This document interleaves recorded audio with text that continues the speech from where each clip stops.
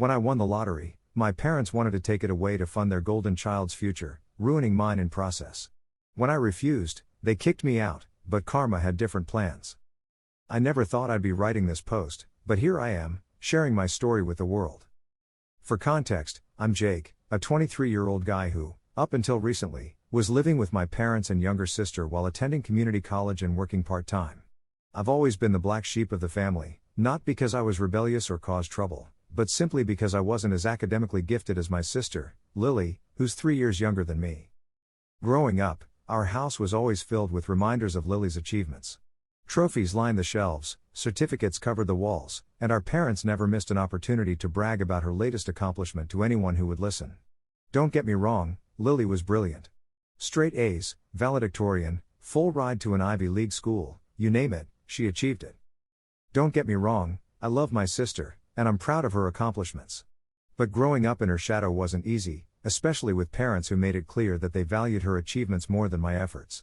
Our parents, Robert and Karen, were the kind of people who believed that academic success was the only path to a worthwhile life. My dad was a corporate lawyer, and my mom was a high school principal. They had big dreams for their children, dreams that Lily seemed destined to fulfill. I, on the other hand, was a different story. It's not that I was unintelligent, I just had different strengths. While Lily excelled in traditional academics, I was more creative and hands-on. I loved working with computers, tinkering with hardware, and coding small programs in my free time. But these interests were seen as hobbies by my parents, not serious pursuits. I can still remember the day of my high school graduation. While my parents threw an extravagant party for Lily when she graduated as valedictorian, my graduation was marked with a simple dinner at home. As we sat around the table, my dad cleared his throat and said, "Well, Jake, you made it. Now it's time to get serious about your future. Have you considered applying to some state schools?" I shifted uncomfortably in my seat. "Actually, Dad, I was thinking about taking some computer science classes at the community college. They have a great program, and..." He cut me off with a dismissive wave. "Community college? Jake, you need to aim higher. You're already behind Lily. You need to catch up." That was the story of my life, always being compared to Lily, always falling short. I was constantly told I was wasting my potential or that I should be more like Lily.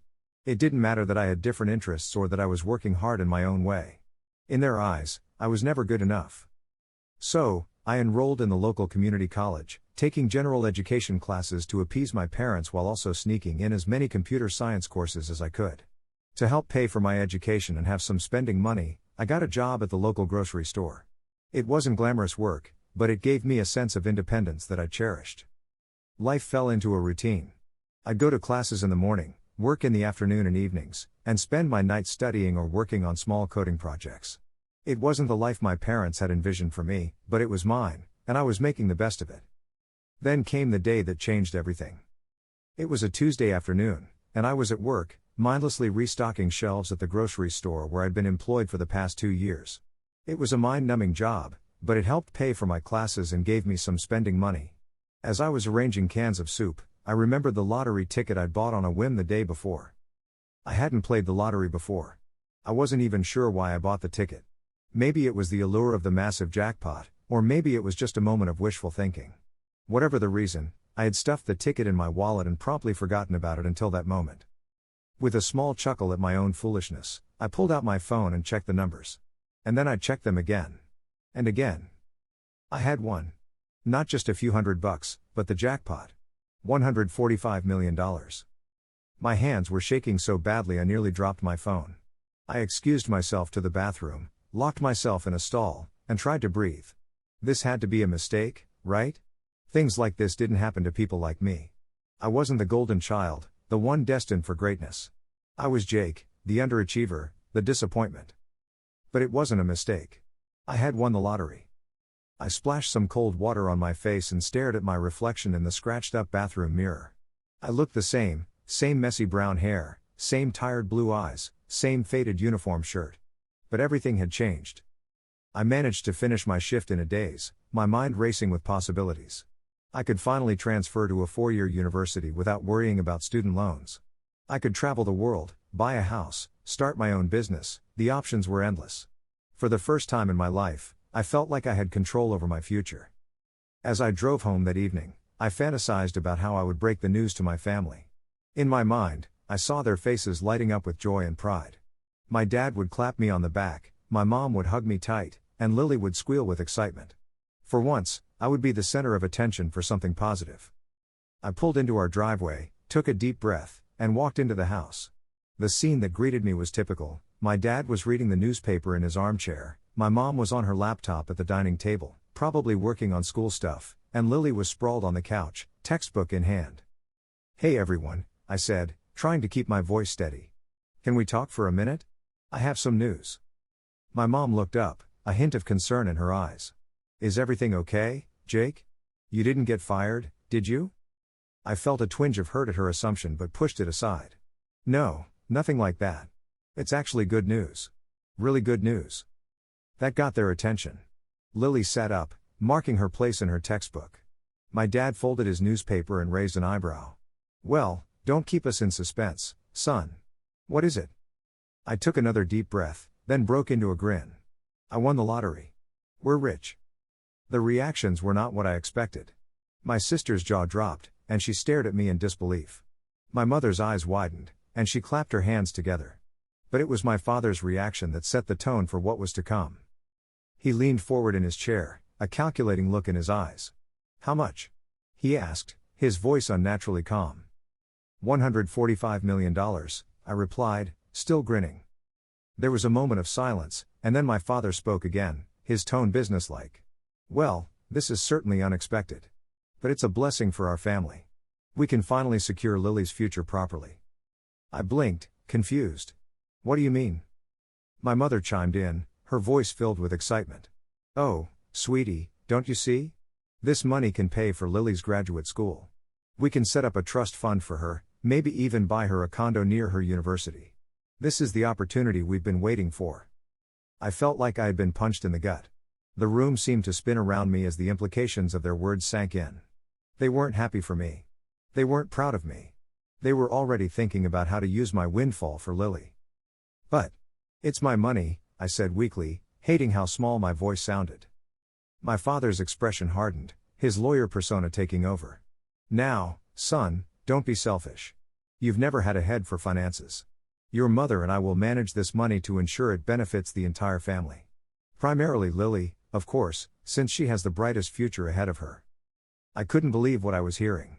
My own parents were trying to take away my lottery winnings, my chance at a better life, to give to my sister, who already had so many advantages. I looked at Lily, hoping for some support, but she was staring at her hands, her expression unreadable. Something inside me snapped. Years of pent-up frustration and resentment came bubbling to the surface. "No," I said, my voice stronger this time. "This is my money. I want it, and I get to decide how it's used." The argument that followed was ugly.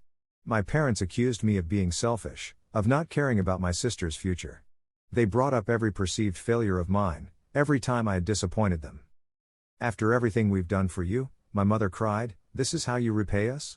By being greedy and selfish?" "Done for me?" I shot back, my voice rising. "What exactly have you done for me? You've spent my entire life making me feel like I'm not good enough, like I'm some kind of failure because I'm not a carbon copy of Lily." My father stood up, his face red with anger. "We've given you a roof over your head, food on your plate. We've supported you while you waste time at that community college instead of pursuing a real education. And now, when you have the chance to do something meaningful with your life, to contribute to this family, you want to squander it." I was shaking with emotion, tears threatening to spill from my eyes. Squander it? It's my money. My chance to finally do something for myself, to pursue my own dreams without your constant disapproval hanging over me. Lily finally spoke up, her voice small. "Jake, maybe you should calm down. I'm sure we can figure something out that works for everyone." But her words, well-intentioned as they might have been, only fueled my anger. Figure something out? Lily, they want to take everything. They don't care about what I want or need. They never have. My father's next words would change everything. He stepped towards me, his voice low and dangerous. "Either you hand over control of the money to us, or you can get out of this house. We won't support your selfishness under our roof." I was stunned. I looked at each of their faces, my father's anger, my mother's disappointment, Lily's conflicted expression. In that moment, I saw my entire life laid out before me if I gave in. I would always be the afterthought, The one whose dreams didn't matter. The money would disappear into my parents' plans for Lily, and I would be left with nothing but resentment and broken dreams. And in that moment, I made a decision that would change everything. "Fine," I said, my voice shaking with emotion. "I'll leave." My mother gasped. "Jake, don't be ridiculous. Where will you go?" But I was already moving, running up the stairs to my room. I grabbed a duffel bag and started throwing clothes into it haphazardly. My mind was racing. I had no plan, no idea where I would go, but I knew I couldn't stay here. As I was shoving my laptop into the bag, there was a soft knock at my door. It was Lily. She stood in the doorway, her eyes wide and scared. "Jake, please don't go. We can talk about this. I don't need the money, I swear." I paused, looking at my little sister. Despite everything, I loved her. It wasn't her fault that our parents had put her on a pedestal. "It's not about the money, Lil," I said softly. "It's about respect. About being valued for who I am, not for what I can give to you or them. I can't stay here anymore." She nodded, tears in her eyes. "I understand. I'm so sorry, Jake. For everything." I hugged her tightly, then finished packing. The lottery ticket was safely tucked away in my wallet. As I walked down the stairs, my parents were waiting at the bottom. "You're making a huge mistake," my father warned. "You'll regret this." I brushed past him without a word. As I opened the front door, I heard my mother call after me, "You'll come crawling back when you've wasted all that money." I didn't look back as I walked out into the night, the door slamming behind me with a finality that echoed through my bones. As I threw my bag into my beat-up car and started the engine, I realized I was shaking. Part of me wanted to run back inside, to apologize and give in to their demands. It would be easier, safer. But as I pulled out of the driveway, I felt something else growing inside me. Hope. Excitement. For the first time in my life, I was truly free to make my own choices, to pursue my own path. It was terrifying, but it was also exhilarating. Little did they know, karma had different plans for all of us. The first few days after leaving home were a blur. I checked into a modest hotel, not wanting to splurge until I had figured out my next steps. The room was small and somewhat dingy, but it was mine, and that meant something. I spent hours researching online, trying to figure out what to do next.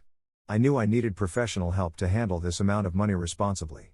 On my second day at the hotel, I made 2 important phone calls, one to a reputable lawyer who specialized in lottery winners, and one to a financial advisor highly recommended for dealing with sudden wealth. Both professionals were eager to meet with me, and we set up appointments for the following week. In the meantime, I tried to keep a low profile. I was paranoid about someone finding out about my win before I had everything sorted out legally. During this time, my phone was constantly buzzing with messages and calls from my family. They alternated between guilt-tripping me and making veiled threats about contesting the lottery win. Some of the messages were hard to read. "Mom, Jake, please come home. We can work this out as a family. We only want what's best for you." "Dad, you're being incredibly selfish and short-sighted. Don't make me take legal action." "Lily, I'm so sorry about everything. Please talk to me. I miss you." I ignored them all, even though each message felt like a knife twisting in my gut. I knew if I engaged with them now, I might weaken and give in. I needed time to think, to plan, to figure out who I was outside of their expectations. The meetings with the lawyer and financial advisor were eye-opening. My lawyer, a sharp-eyed woman named Sarah, listened to my story with a sympathetic ear. "Unfortunately, your situation isn't uncommon," she told me. "Sudden wealth can bring out the worst in families. But let me be clear, this is your money. Your parents have no legal claim to it." She helped me understand the process of claiming my winnings and advised me on how to protect myself legally. We also discussed the possibility of my parents trying to contest the win. "It's unlikely they'd have any grounds," Sarah assured me. "But we'll be prepared, just in case." The financial advisor, a man named Michael with a calm demeanor and a reassuring smile, helped me understand the realities of my new wealth. $145 million is a life-changing amount, he explained. But it's not infinite. With smart management, it can set you up for life. But if you're not careful, it can disappear faster than you'd think. We spent hours going over investment strategies, tax implications, and budgeting. It was overwhelming, but also exciting. For the first time, I felt like I was taking control of my future. It took a few weeks to get everything sorted out. I opted for the lump sum payment, which after taxes left me with about $86 million. It was still an unimaginable amount of money to me. With my newly assembled team of professionals, I made my first major decisions. I set up a series of trusts and investments designed to provide long-term financial security. I also set aside a significant amount for education, not just for myself, but also to set up scholarships for students who, like me, had potential but lacked financial resources. But the biggest decision was about my education. With my newfound financial freedom, I could attend any university I wanted. The thought was both exhilarating and terrifying. After years of being told I wasn't good enough for top schools, I now had the means to prove everyone wrong. I spent days researching universities with strong computer science programs. I wanted a school that would challenge me, push me to grow, and provide opportunities to explore my passion for technology. Eventually, I settled on a prestigious tech-focused university on the West Coast. It was far from home, which was an added bonus. The application process was nerve-wracking. Despite my newfound wealth, I still felt like the underachieving kid my parents had always seen me as. But I poured my heart into my application essays, explaining my journey and my passion for technology. I even included some of the coding projects I'd worked on in my free time. While I waited for the university's decision, I focused on setting up my new life. I rented a comfortable but not extravagant apartment in a quiet neighborhood. I bought a reliable car, nothing flashy that would draw attention. I was determined to live comfortably but not excessively. The bulk of my winnings went into various investments, as advised by my financial team. As the weeks turned into months, I started to build a new life for myself. I made a few friends in my apartment complex, people who knew nothing about my lottery win and liked me for who I was. It was a novel experience, being judged on my own merits rather than being compared to Lily. Then, on a rainy Tuesday afternoon, I received an email that changed everything. I had been accepted into the university of my dreams. I stared at the screen, reading and rereading the acceptance letter, tears streaming down my face. For the first time in my life, I had achieved something significant on my own terms. My first instinct was to call my family and share the news. I picked up my phone, my finger hovering over my mom's contact. But then I remembered the last time I had shared good news with them, and my excitement deflated. They weren't part of this journey anymore. This victory was mine alone. As the fall semester approached, I threw myself into preparations. I bought textbooks, a new laptop, and everything else I'd need for my studies. I also started doing some preliminary reading, determined to hit the ground running when classes started. The day I moved into my dorm room was surreal. All around me, parents were helping their kids unpack, giving tearful hugs and last-minute advice. I stood alone in my half of the room, unpacking my things in silence. My roommate, a friendly guy named Alex, seemed to sense my mood and didn't pry about my family's absence. Those first few weeks of college were a whirlwind. The classes were challenging, pushing me to my limits in the best possible way. For the first time in my life, I was surrounded by people who shared my passion for technology. Late-night coding sessions, heated debates about programming languages, collaborative projects, I was in my element. I excelled in my classes, my years of self-taught coding giving me a solid foundation to build upon. My professors took notice, and soon I was being recommended for research assistant positions and internships. It was a heady feeling, being recognized for my abilities rather than being seen as a disappointment. But despite my newfound happiness, there was still a hole in my heart where my family should have been. I missed them, even after how they had treated me. I wondered how they were doing, if they regretted their actions. Late at night, when the dorm was quiet and my mind wandered, I found myself thinking about Lily. Was she okay? Was she happy at her Ivy League school? Did she ever think about me? I got my answer about 6 months after I had left home. It was a crisp autumn evening, and I was walking back to my dorm after a late study session at the library. The campus was quiet, most students already tucked away in their rooms or at parties. As I approached my building, I saw a familiar figure sitting on the steps. It was Lily. My sister looked up as I approached, her eyes red and puffy from crying. She was thinner than I remembered, with dark circles under her eyes. "Jake," she said, her voice barely above a whisper. "Can we talk?" I nodded, leading her up to my room. Thankfully, Alex was out for the night. Once inside, I offered her a cup of tea, which she accepted gratefully. We sat in silence for a few moments, the air heavy with unspoken words. Finally, Lily spoke. "I'm so sorry," she blurted out, fresh tears spilling down her cheeks. "I should have stood up for you that day. I was just so shocked, and then everything happened so fast." I felt a lump form in my throat. "It's okay, Lily. It wasn't your fault." She shook her head vehemently. "No, it's not okay. I've had months to think about it, and I realize now how unfairly you've always been treated. I was so caught up in my own achievements that I never saw how much pressure you were under, how much you were struggling." As Lily continued to talk, the whole story came pouring out. After I left, my parents had been furious. They had tried to contest the lottery win, as their messages had implied, but were shut down quickly by the Lottery Commission. Their obsession with getting my money had consumed them. My father had quit his job, convinced that I would eventually cave and hand over the winnings.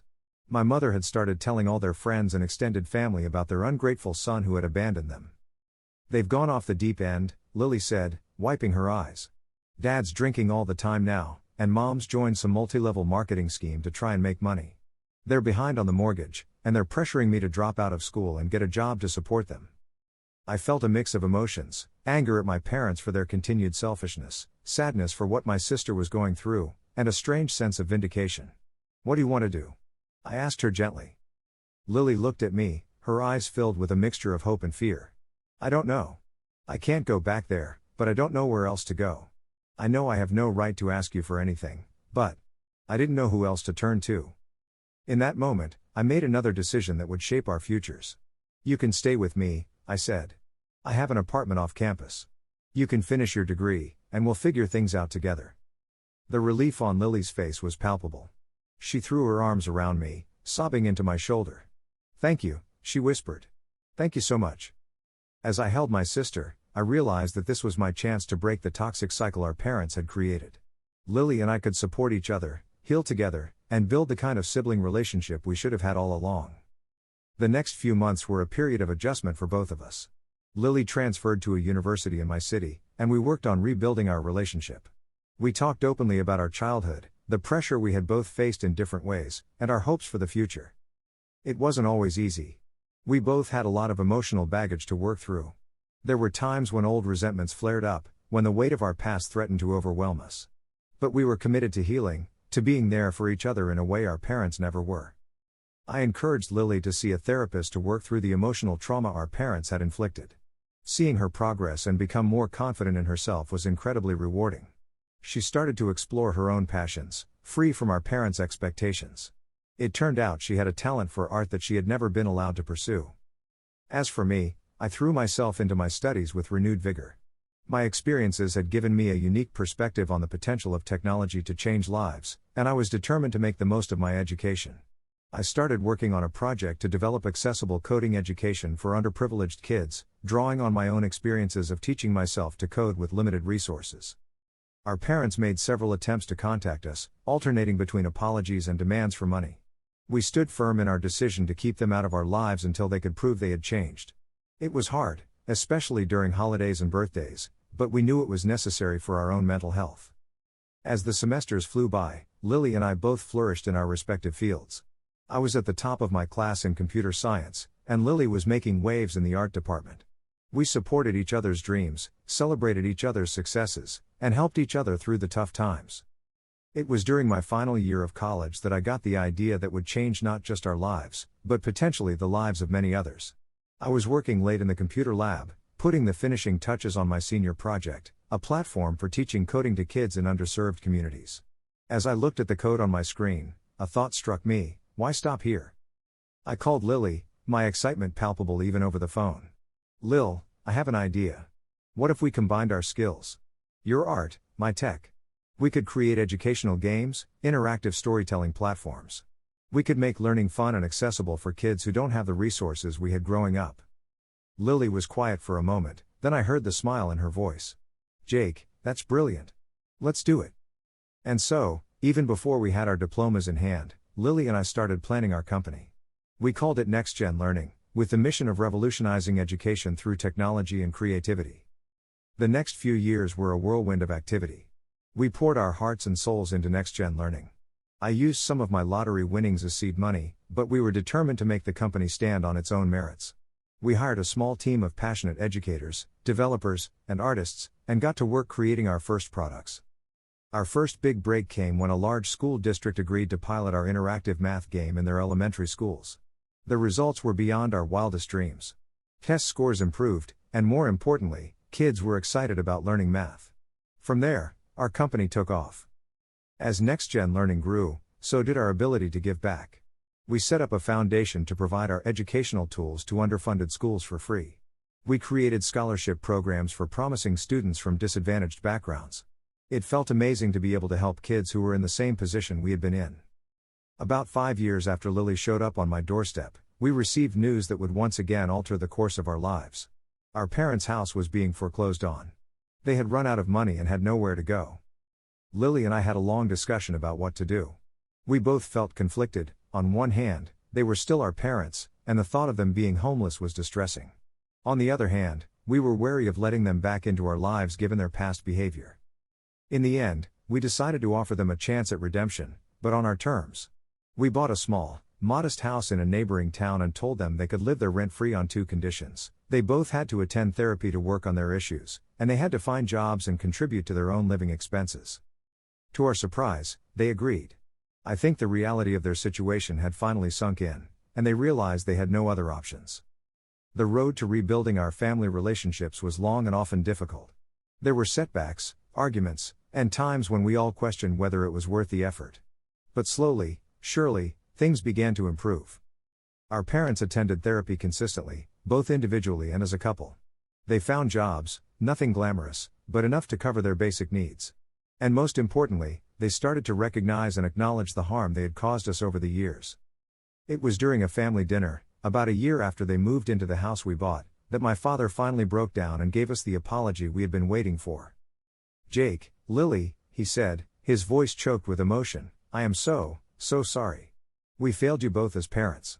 We were so focused on our idea of success that we couldn't see the amazing people you were becoming. Can you ever forgive us?" It wasn't an instant fix. Years of hurt don't disappear with one apology. But it was a start. From there, we began the slow process of rebuilding trust and redefining our family dynamics. Now, 10 years after that fateful day when I won the lottery, our lives look nothing like I could have imagined.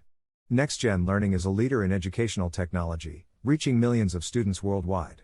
Lily and I are not just siblings, but best friends and business partners. We support each other's dreams and celebrate each other's successes without jealousy or resentment. Our parents have become better people, more supportive and less focused on status and achievement above all else. They volunteer at local schools, using their experiences to help other parents avoid the mistakes they made. Our relationships with them will never be perfect, but they're genuine and loving in a way they never were before. As for the money that started this whole journey, I've used it in ways I never imagined. Besides funding my education and starting NextGen Learning, I've set up scholarships for underprivileged students and donated to causes that support mental health awareness and family counseling. Looking back, I realized that winning the lottery wasn't just about the money. It was the catalyst that forced my family to confront our deep-seated issues and ultimately led to healing and growth for all of us. It gave me the freedom to pursue my dreams and the resources to make a difference in the world. I sometimes wonder what would have happened if I had given in to my parents' demands that day. Would they have learned anything? Would Lily and I have the relationship we do now? Would I have found the confidence to pursue my dreams? I'll never know for sure, but I'm grateful for the path I chose. It wasn't easy, and there were many times I doubted myself, but it led me to where I am today, successful in my career, surrounded by genuine relationships, and at peace with my past.